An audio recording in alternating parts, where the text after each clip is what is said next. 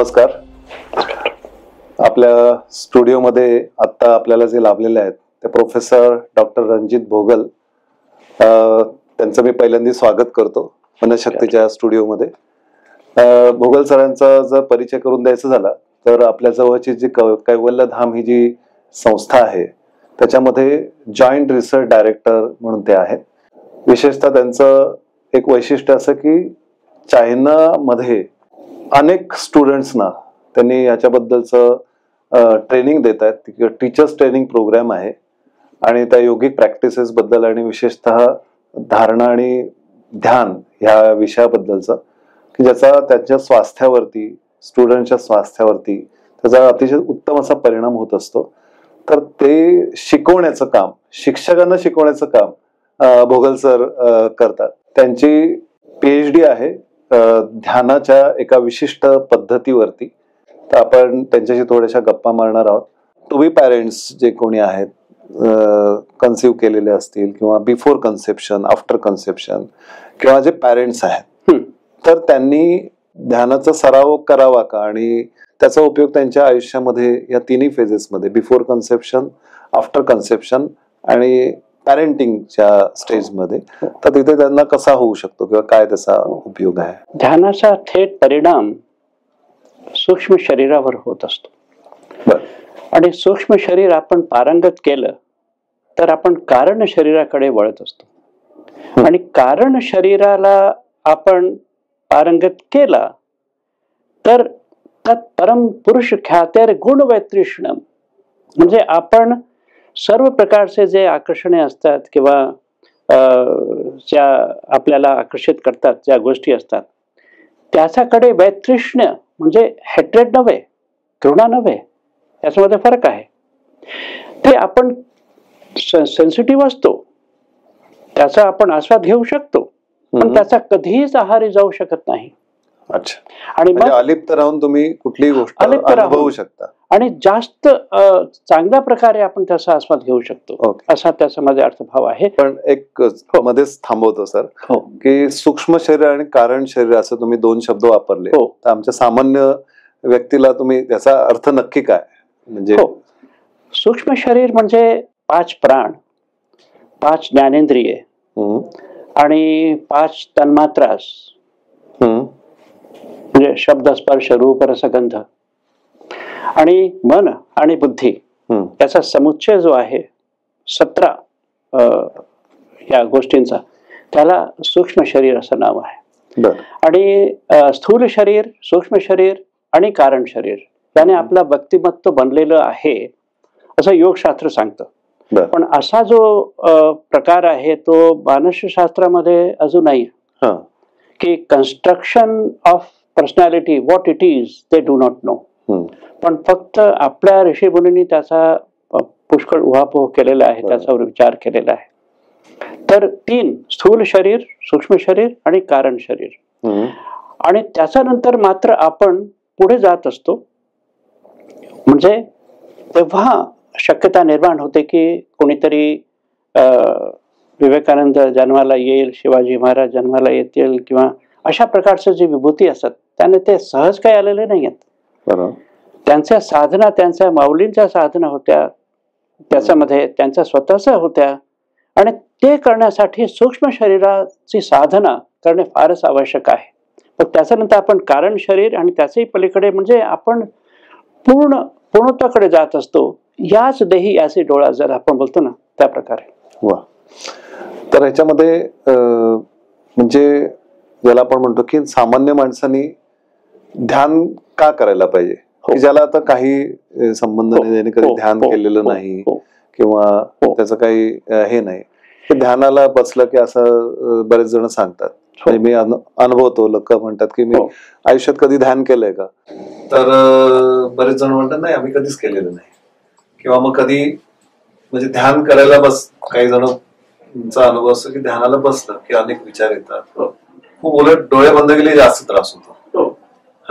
तर त्यामुळे मग ते ध्यान का करायला पाहिजे याच्याबद्दल तुम्ही काय सांगू शकतो? असं आहे की आपलं चित्त जो आहे वरचेवर अस्थिर होत असतो आणि चित्त अस्थिर झालं की प्राण अस्थिर होत असतो, प्राण अस्थिर झाला की चित्त तसा तो सायकल चालूच असतो, तो चक्र चालूच असतो. आणि त्याच्यामुळे आपल्याला जे काही करणे अभिप्रेत आहे ते आपण करत नाही आणि होत नाही, करण्यापेक्षा होत नाही. आणि दिवसाचे दिवस निघून जातात, करणार करणार करणार पण होत नाही. आणि तेव्हा पुष्कळ वेळा अशी पाळी येते की आता तर मी गेलो शरीरातून निघून, करणार केव्हा, गेलो. तर इथे चित्त आणि प्राण याचा जो आदान प्रदान आहे व्यवस्थित झाला की उत्तम स्वास्थ्य लाभ होत असतो सर्व थरांवर.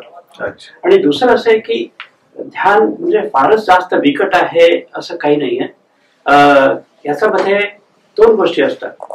जे काय होत आहे त्याच्याशी न झगडता फक्त त्याला अनुभवणे, फक्त एवढं जरी केलं आणि प्रतिक्रिया न देता थोड्याच वेळामध्ये तुम्हाला आनंद अनुभव येत असतो, आनंदाची निष्पत्ती होत असते, नक्की होत असते. म्हणजे बोलता बोलता ध्यानाची पद्धतच सांगितली. तर आपण बोलत होतो की गर्भावस्थेतल्या बालक पोटात आहे, त्यावर त्या गर्भिणीने ध्यान करावं का? हो. आणि त्याचा काय परिणाम होतो? साध्या सोप्या पद्धती उत्तम असतात, त्या आपल्याकडे आहेत. ध्यान भैरव तंत्रामध्ये आहेत आणि बाकीचे क्रियायोग असे प्रकार जे आहेत तंत्रयोगामध्ये आहेत, तर त्या आपण निवडून घेऊन त्यांना करता येतं. त्यामुळे काहीही इजा होण्याच्या शक्यताच नसते. सामान्य माणसाने समजा हे करायचं झालं तर म्हणजे आज आता आपण बघतो की खूप ताणतणाव वाढत चालले आहेत, स्ट्रेस खूप आहे, त्या स्ट्रेसचा परिणाम फ्युचर प्रोजेनीवरती पण होतो आहे. तर त्यामुळे तो स्ट्रेस रिलीफ करण्यासाठी तुम्ही एक शेवटली एखादी छान युक्ती सांगू शकाल तर ती सगळ्या प्रेक्षकांना उपयोगी पडेल. साधी सोपी पद्धत कोणालाही वापरता येईल त्याच्याबद्दल मी सांगणारच आहे की आपण डोळे बंद होऊ घालत असतो, ती पद्धत आपण शिकूया. आपण फक्त डोळ्याची उघडझाप चालू आहे स्वाभाविकपणे, नाकाच्या शेंड्याच्या वरून एक रेषा समांतर जमिनीचा जात आहे, त्याकडे आपण बघत आहोत आणि अर्धवट डोळे आपोआपच होतात आणि स्वाभाविकपणे त्याच्यामध्ये कुठलाही ताणतणाव राहत नाही. डोळ्यांची उघडझाप ही स्वाभाविकपणे चालू आहे.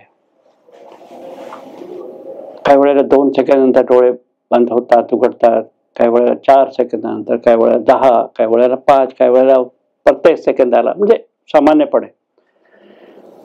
आणि मग थोडस शरीराकडे फक्त अनुभवायचं काय होत आहे ते, ऍबस्ट्रॅक्ट अवेअरनेस, म्हणजे काहीतरी होत आहे आणि डोळ्याची उघडझाप चालू आहे. असा प्रकार आपण 2-3 मिनिटं चालू ठेवला की अलगद डोळे बंद होतात आपोआपच. कारण जेव्हा आपण डोळे बंद करतो तेव्हा प्रॉब्लेम्स येतात. का? डोळे बंद करा तर आपण करतो, थोड्या वेळानंतर असं होतं.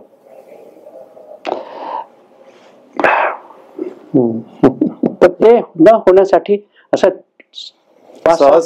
सहज अशी पद्धत आहे. आणि हे केल्यानंतर एक पद्धत आहे ब्रीदिंग अवेअरनेस, म्हणजे श्वासोच्छ्वासाकडे फक्त सजग राहणे. आणि ती काय आहे तर श्वास कसाही चालू देत, आपण फक्त तो अनुभवायचा श्वास, फक्त अनुभवायचा, थोड्या वेळामध्ये अनुभवणे, फक्त अनुभवायचं, काही प्रतिक्रिया नाही, काही नाही. जलद गतीने होत असेल तसा अनुभव घ्यायचा, त्याला संथ करण्याचा प्रयत्न करू नये. किंवा त्याच्यामध्ये काही हे असेल, डिस्टर्ब ब्रीदिंग असेल, हा, तर तसाच अनुभव, त्याला सुरळीत करण्याचा प्रयत्न करू नये.